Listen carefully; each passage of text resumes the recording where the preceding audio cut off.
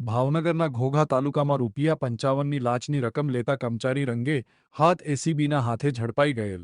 ઘોઘા તાલુકાના હાથપ ગ્રામ પંચાયતમાં વીસીઈ તરીકે ફરજ બજાવતા દીપકભાઈ બારૈયાએ મેરેજ સર્ટિફિકેટ કાઢી આપવા માટે પ્રથમ ₹200ની લાંચની માંગણી કરી હતી, જેથી અરજદાર સાથે રકઝક બાદ અંતે ₹70 લેવાનું નક્કી થયું હતું.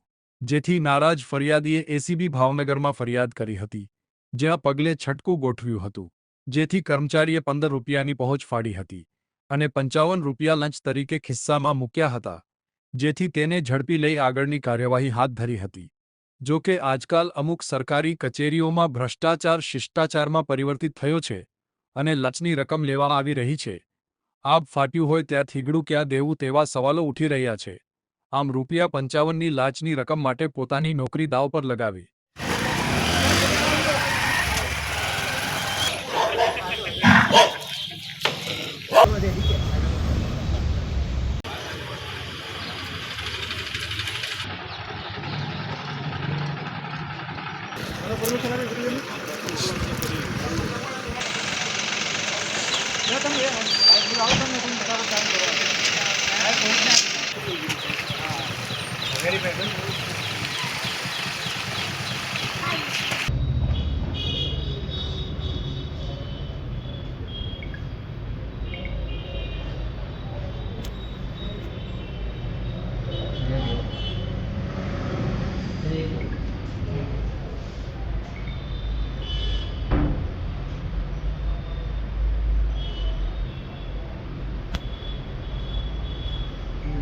Project manager.